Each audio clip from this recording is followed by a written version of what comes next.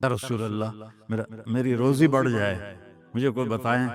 ایک تو یہ جو سوشل میڈیا پہ ہے نا وظیفے بتانے والے، یہ لتران دے لائق ہے، لتران دے، یہ نامراد ادھر لے جاتے ہیں جدھر نہ میرے نبی نے بتایا نہ میرے اللہ نے بتایا۔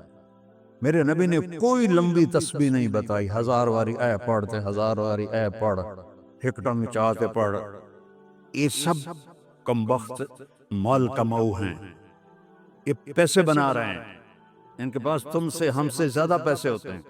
ایک وظیفہ اور بتاتا، جو یہ چاہے اس کی عمر لمبی ہو اور اس کا رزق زیادہ ہو، قناعت والی زندگی سیکھو، نماز سے رزق بڑھتا ہے۔ اور ایک حدیث سناتا ہوں، طارق جمیل صرف زبان ہلا رہا ہے، بات میرے نبی کی ہے۔ ایک صحابی آتے ہیں، یا رسول اللہ میں چاہتا ہوں میری روزی زیادہ ہو جائے۔ آپ چاہتے ہیں سارے؟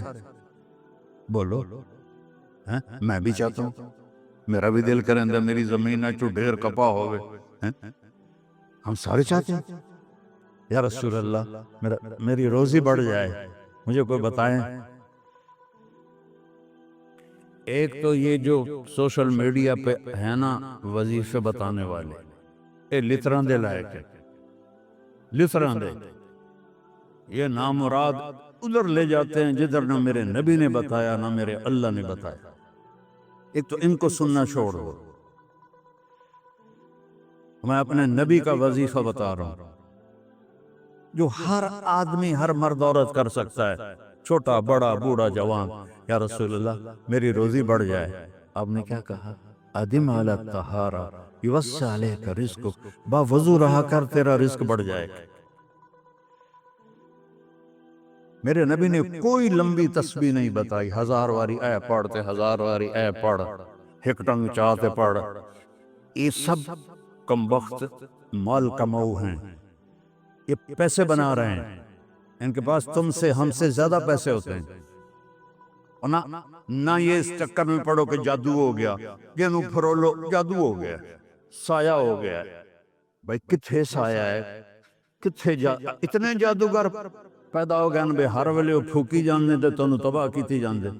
یہ سب فراڈ ہیں، یہ جو جادو ہو گیا اور جادو کے عمل کرنا پڑے گا اور ہانڈی چڑھانی پڑے گی اور پتہ نہیں کی کرنا پڑے گا، زمین میں دبانا پڑے گا، یہ سارے اولودے پٹھے نے، اور تسی سارے بے وقوف ہو جڑے انہاں دے مگر لگے ہوئے۔ میرے نبی کا وظیفہ سنو، ادم علی الطہارہ یوسع علیک رزق، تو باوضو رہے تیرا رزق بڑھ جائے گا۔ ایک وظیفہ اور بتاتا ہوں، میرے نبی نے فرمایا، یہ آپ نے خود فرمایا، یہ باوضو رہنے کا پوچھنے پہ، ایک صحابی نے پوچھا کہ میں چاہتا ہوں میرا رزق بڑھ جائے، تو آپ نے فرمایا باوضو رہا کر رزق بڑھ جائے گا۔ اور باوضو رہنے کے کچھ اور فائدے بتاؤں۔ ایک دفعہ شیطان ہمارے نبی کی خدمت میں حاضر ہوا، آپ نے فرمایا یار ایتا دس تیرے دشمن کتنے ہیں؟ کہنے کا 15۔ تو آپ نے فرمایا کون؟ کہ پہلے تو تسی ہو، پہلے دشمن تو میرے تسی۔ پھر اس نے فہرست گنائی، بات لمبی ہوتی جا رہی، اس نے کہا پھر وہ مومن مرد اور عورت جو باوضو رہتے ہیں وہ میرے بڑے دشمن ہیں، ان سے مجھے ڈر لگتا ہے، اور باوضو سو جاؤ تو موت آ گئی تو شہادت کی ہوگی، باوضو سو جاؤ تو ایک فرشتہ تمہارے لیے دعا کرتا رہے گا، باوضو سو جاؤ شیطان ڈر کے پیچھے ہٹ جائے۔ اور ایک بتا رہا ہوں جو میرے نبی نے خود بتایا پوچھنے کے بغیر، جو یہ چاہے اس کی عمر لمبی ہو اور اس کا رزق زیادہ ہو تو وہ اپنے ماں باپ کی خدمت کرے۔ تمہاری تو جابیں ہیں نا، تم کہاں ماں کو پوچھ سکتے، جاب ہے۔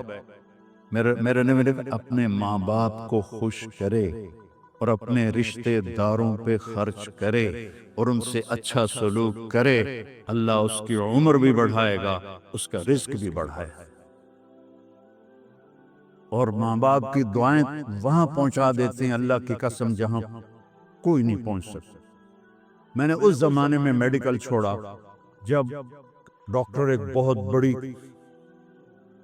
تصویر تھی، چونکہ وہ ڈاکٹر تھے، بیوپاری نہیں تھے، سوداگر نہیں تھے، ادھر بھی لے لو، ادھر بھی لے لو، ادھر بھی لے لو، ڈاکٹر تھے۔ اور مولوی ایک کیڑا تھا، کیڑا، گندگی کا کیڑا۔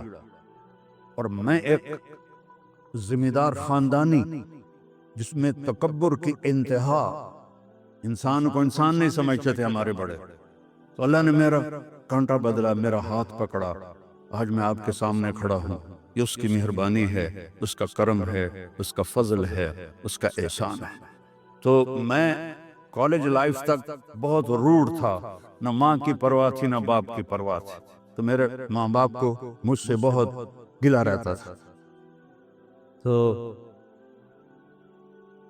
میں لاہور میں پڑھتا تھا، تو میں خط اس وقت لکھتا تھا جب پیسے مک جاندے ہیں۔ تو ایک دفعہ میرے باپ نے مجھے خط لکھا، بیٹا جب پیسے ختم ہوتے ہیں تو خط لکھتے ہو، کبھی ایویں بھی خط لکھ دیتا کر بھائی تیرا کی حال ہے۔ پتہ ہی نہیں تھا ماں کسے کہتے ہیں، باپ کسے کہتے ہیں۔ تو نبی کی زندگی پڑھی تو پتہ چلا، اندازہ لگائیں، بیٹا بہ جا، بہ جا۔ میرے نبی نے فرمایا، یہ عورتیں بھی بیٹھی ہیں، کاش میری ماں ہوتی زندہ اور میں عشاء کی نماز کی نیت باندھ کے فرض نماز مسجد کی مصلی پر پیچھے نمازی ہوتے اور میں سورۃ فاتحہ شروع کر چکا ہوتا، الحمدللہ رب العالمین، اور ادھر میرے گھر سے میری ماں کہتی محمد، تو میں نماز توڑ کے کہتا جی اماں جان میں آیا، جی اماں جان میں آیا۔ یہ ماں کا مرتبہ بتایا۔ یہاں تو صرف پونڈ کو دنیا جانتی ہے۔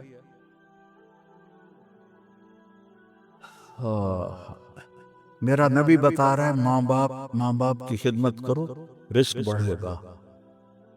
اپنے رشتہ داروں سے لڑو نہیں، اچھا سلوک کرو۔ عام طور پر رشتہ دار آپس میں سینگ پھنسے ہوتے ہیں، اور ہمارے ذمہ داروں میں تو ویسے ہی توبہ توبہ توبہ توبہ، اسی لیکا چھک دیتا ہے۔ سمجھتے ہو اس بات کو؟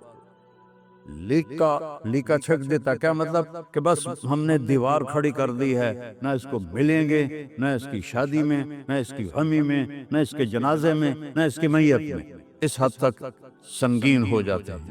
اور میرا نبی کہہ رہا ہے رشتہ داروں کی سختی کے باوجود اچھا سلوک کر، ماں باپ کی دعائیں لے، تو اللہ تیرا رزق بڑھا دے گا۔ تو جب میں تبلیغ میں لگا، مدرسے میں داخل ہوا، میرے والد اتنے ناراض ہوئے کہ مجھے گھر سے نکال دیا۔